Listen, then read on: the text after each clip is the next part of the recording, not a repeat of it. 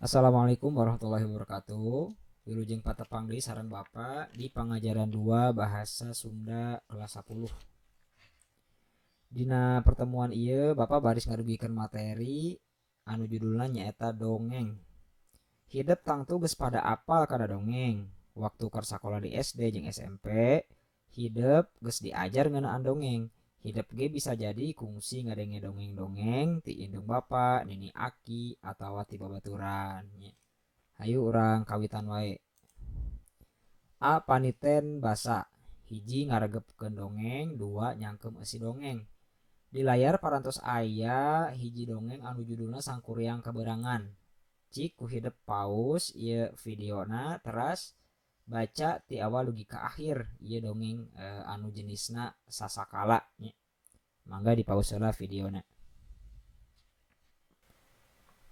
Nah, pametos dibaca, coba ku hidup genre keun kitunya nu kahiji naon jejer atawa tema dongeng sasakala di luhur teh. Nu kaduana sebutan saha wae palaku dina dongeng sasakala di luhur teh. Kumaha watak atawa pasipatanana. Nu katilu kumaha leunjeuran carita atanapi alur dongeng sasakala di luhur teh.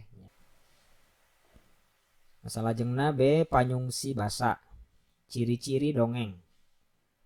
Bacaan nu judulna Sangkuriang Kaberangan dina layar teh disebutna dongeng. Ari dongeng teh carita rekaan nu anonimus dina wangun basa lancaran. Maksudna rekaan teh lantaran dina dongeng mah kalakuan jeung paripolah palakuna sok pamohalan. Upamana wae sasatuan bisa nyarita kawas manusa. Ari anonimus maksudna dongeng mah teu kanyahuan saha nu ngarangna. Najan kiwari mah dongeng teh geus aya nu dibukukeun, malah aya nu didongengkeun dina radio atawa televisi. Juru dongeng Sunda nu kasohor teh upamana wae Wakepo, Mang Jaya, jeung Mang Barna.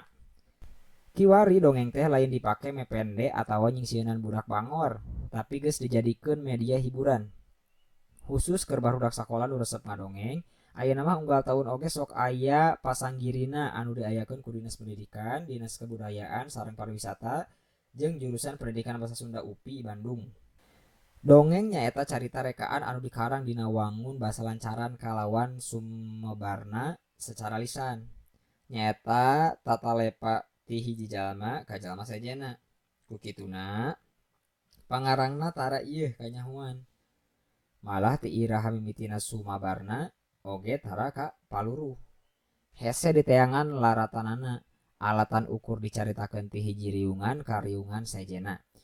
Ukuran carita dongeng ilaharna parondok meh sarua jeung carpon.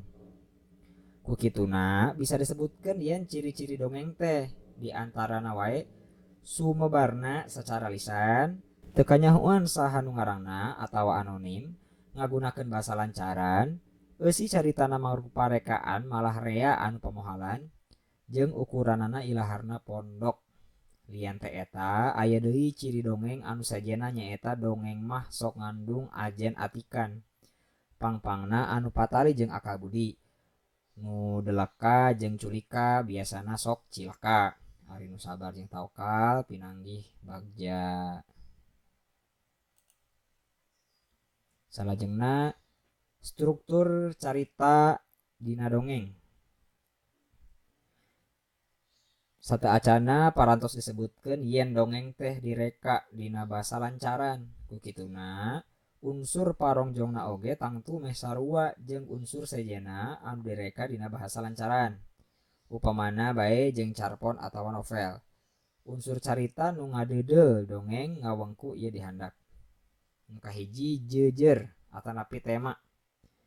Tema nyaeta ide, gagasan atawa jejer pikiran anu ngajiwaan carita. Upamana dongeng Sasakala Tangkuban Parahu. Temana teh perkara moral. Nu kadua latar atanapi setting. Latar atawa setting nyaeta patempatan, waktu atawa mangsa atawa suasana lumangsungna carita. Dina dongeng Sasakala Tangkuban Parahu nu jadi latar tempat nyaeta aya di leuweung, karaton jeung ranggon. Latar waktu nyaeta zaman baheula, beurang, peuting jeung janari. Ari suasanana aya nu geuman aya nu pikasediheun. Nu katilu palaku atawa tokoh. Nyaeta naon-naon bisa jalma sasatoan tutuwuhan atawa bangsa jin jeung siluman anu ngalalakon tur dilalakonkeun dina carita. Saban palaku boga pasipatan atawa watak sewang-sewangan, naha sabar, gede ambek, bager atawa angkara murka. Palaku dina dongeng sasakala Tangkuban Parahu di luhur nyaeta Raja, Wayungyan, Dayang Sumbi, Situmang jeung Sangkuriang. Nu kaopat nyaeta Galur atawa Alur. Nyaeta runtuyan kajadian dina carita anu ngawangun hiji lalakon nepi ka ngaleunjeur. Galur dina dongeng sasakala Tangkuban Parahu di antarana kasang tukang pangresep raja karajaan Periangan anu resep moro. Ditema ku lahirna Dayang Sumbi, tuluy lahirna Sangkuriang. Ditema deui ku pundungna Sangkuriang alatan ditakol ku sinduk ku Dayang Sumbi. Sangkuriang tepung deui jeung Dayang Sumbi tuluy ngajak kawin. Niat Sangkuriang bolai tug kajadian nalapung Parahu nepi ka nangkub. Nu kalima amanat atawa pesen. Nyaeta rupaning hal atawa perkara nu rek ditepikeun ku pangarang dina karyana. Amanat biasana raket patalina jeung tema. Amanat dina dongeng sasakala Tangkuban Parahu di antara hirup teh kudu asak sasar jeung asak jejehan. Kudu panjang pikiran jeung ulah ukur tumamprak kana kaayaan tapi kudu dibarung ku doa jeung usaha atawa ikhtiar. Nu salajengna papasingan dongeng. Tina sajumlahing dongeng anu sumebar di masyarakat bisa dipasing-pasing jadi sawataran bagian. Di antarana nu kahiji fabel atawa dongeng sasatoan.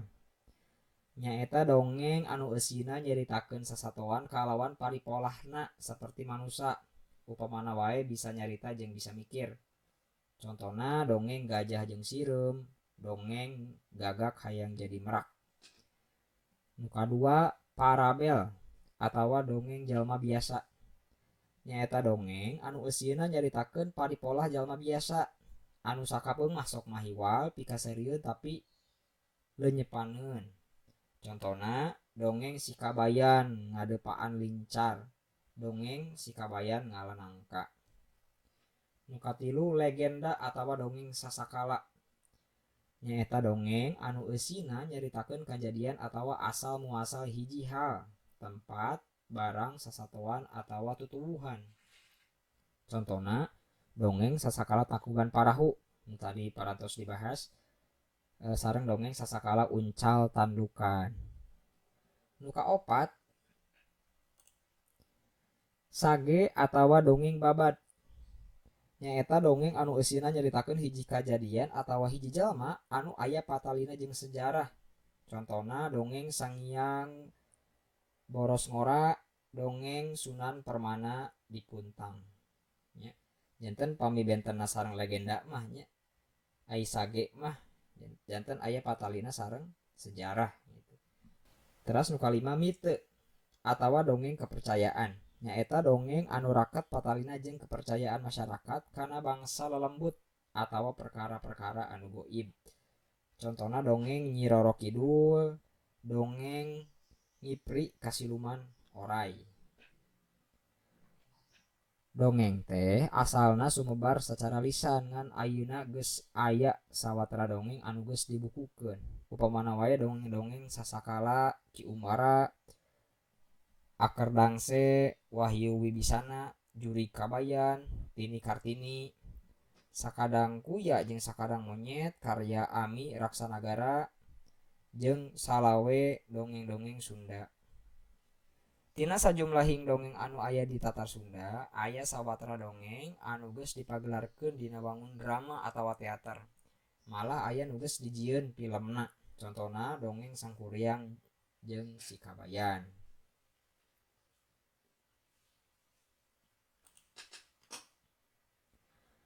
Anu salajengna nya mangga ku hidep baca dongeng sasakala nu parantos aya dina layar ieu mangrupi tugas kangge hidupnya dibaca dipelajari terus mungkin instruksina tiasa ku hidup baca di Google Classroom nya.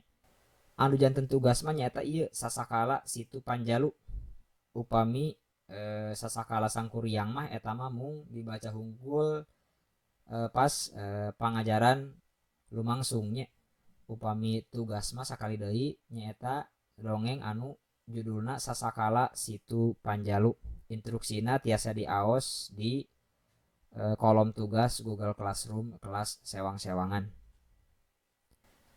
sakitu nu kapihatur mugia naon nuku urang pelajari janten ilmu anu manfaat wilujeng tepang di pangajaran anu salajengna. Wassalamualaikum warahmatullahi wabarakatuh.